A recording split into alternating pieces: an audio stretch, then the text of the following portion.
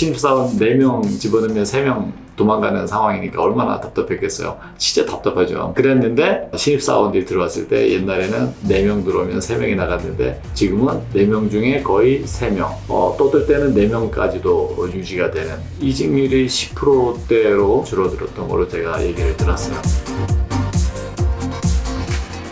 직원들이 만약에 이직을 하겠다고 얘기를 하면 이 팀장이 불러요. 야! 제가 너 일로 와봐. 너 퇴사한다고? 어디 가려고? 거기?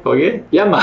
내가 갔다 왔어. 너 그까이 가지고 좋을 것 같아? 돈 많이 준대? 조건은 어때? 야, 너 그거 가지고 진짜 될 것 같지? 거기 문화가 얼마나 살벌한지 아냐? 진짜 대화도 안 되고, 근데 너보다 좋은 조건으로 갔어? 근데 사장님이 받아주셔가지고 내가 지금 여기서 일하고 있지만 난 지금 여기서 일하는 게 정말 행복해. 다시 거기 가라면 아이고 상상만 해도 끔찍해. 너 딴 데 가 생각하지 말고 여기서 일해. 가볼 때면 가봐. 이제는 우리 회사에서 다시는 받아주지 않아. 정말로 판단 잘해야 돼. 이렇게 얘기하면 직원들이 가려다가 이거 뭐지? 그러니까 이 팀장이 그 직원들을 붙잡아줘서 이직을 막게 하는 아주 굉장히 강력한 그 블록 역할을 해줬던 거죠.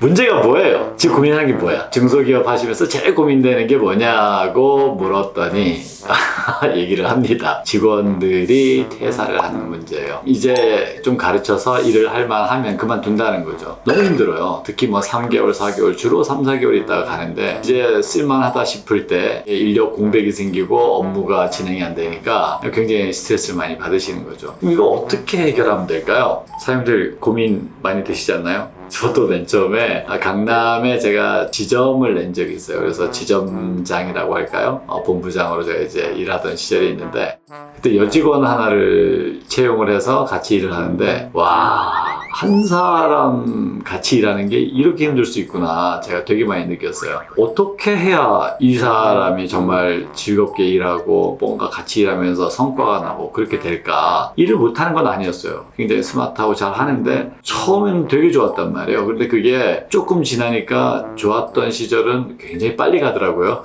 그리고 금방 이제 불편해져가지고 되게 힘들었던 기억이 있어요. 이 중소기업 사장님도 얼마나 힘드실까 하는 생각이 드는데 코칭을 했던 사례예요. 거기가 뭐 하는 거냐면 CPU 같은 게 뜨거워지잖아요. 뜨거워지면은 방열판이라 그래서 뒤에서 이걸 좀 식혀주는 역할을 하는 그 부품을 만드는 회사예요. 그 생산 라인이 그때 3개였는데 보통 뭐 이직률이 뭐 20% 다 넘어가죠. 뭐 20%, 30%. 그런데 3개 중에 한 라인에서 한 생산 라인에서 거의 이 이직률이 70%에 육박하는 진짜 어마어마한 상황이 발생했어요. 신입사원 4명을 투입하면 그 중에 3명은 그만두는 거예요. 그것도 진짜 애매하게 한 3, 4개월 지나면 이제 그만두는 거죠. 대표 입장에서 너무 답답한 거예요. 이걸 어떻게 하면 좋겠냐. 그래서 그 담당 팀장님을 코칭을 시켰습니다. 어떤 일이 벌어졌을까요? 그 팀장님이 성실한 분이에요. 그리고 되게 꼬장꼬장하고 잘 따지는 분이에요. 그러니까 직원들을 대할 때는 잘못하는 게 너무 많이 보이는 거예요. 근데 신입사원인데 신입사원이면 당연히 모르죠. 근데 그걸 좀 따뜻하게 이렇게 대해주면 좋은데 막 계속 지적한 거예요.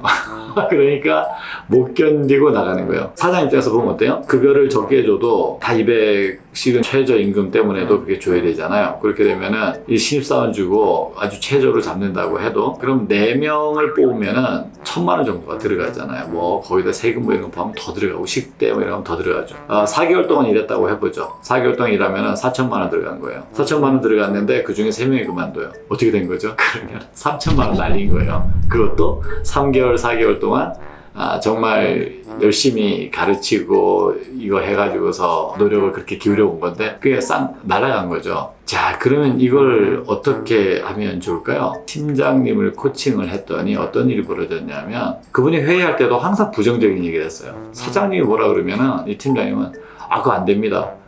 일단 안 되는 것부터 시작을 하는 거예요. 그러니까 사장님도 이 팀장님 때문에 되게 스트레스를 많이 받았고 더더구나 그 밑에 신입사원 4명 집어넣으면 3명 도망가는 상황이니까 얼마나 답답했겠어요. 진짜 답답하죠. 그랬는데 이분이 생각이 바뀌기 시작했어요. 그래, 내 생각만 옳은 게 아니고 상대방의 생각이 충분히 맞을 수도 있지. 그러니까 그 용납이 잘 안 되던 분인데 자기가 워낙에 여기서 오랫동안 일해왔기 때문에 자기 소신이 있는 건데 그게 이제 다른 사람 말을 안 들으면 소신을 고집이라고 그러죠. 어떤 분은 아주 좀 심하게 똥고집이라고도 하는데 그런 걸 계속 부리니까 일하는데 원만 하지 못했던 거죠. 대표님한테 물어봤죠. 코칭 받고 달라졌냐 그랬더니 달라진 게 하나 있대요. 뭐가 달라졌냐 그랬더니 회의할 때 부정적인 얘기를 안 해. 야, 그럼 엄청나게 좋아진 거지. 생각이 진짜 전환된 건데. 그런데 그 다음에 이제 가시그 성과로 나타나는 게 뭐냐면 이직률이 줄어든 거예요. 신입사원들이 들어왔을 때 옛날에는 4명 들어오면 3명이 나갔는데 지금은 4명 중에 거의 3명, 또 어떨 때는 4명까지도 유지가 되는, 그래서 이직률이 10%대로 줄어들었던 걸로 제가 얘기를 들었어요. 굉장히 성공적이죠. 무엇보다 중요한 건 일하고 있는 직원들, 특히 신입사원을 포함해서 회사에서 일하려고 하는 그 직원들의 마음이 충분히 수용되고 그 사람들이 안정감을 느낄 수 있는 그런 상황, 그리고 다른 회사나 또 어디하고 비교해 봤을 때도 이 회사를 통해서 내가 성장할 수 있겠구나라는 믿음이 있고, 그 다음에 이 회사가 내 편이고 나를 응원해주고 지지해주는구나 라는 걸 정서적으로 내가 출근하고 퇴근하고 하는 모든 과정에서 느낄 수 있게 그렇게 해주는 게 필요한데, 그 중에서 특히 뭐가 중요하다? 중간 리더의 역할이 중요하다. 그래서 그 팀장이라든지 그 한 소그룹을 담당하는 그 리더가 그런 마인드를 가지고 있을 때 그게 가능해지겠죠. 그러한 소통 문화를 이루어가는 게 참 필요하다고 생각이 듭니다. 지금 고민 많이 되시면 아무것도 아니에요. 답은 다 있어요. 어디에?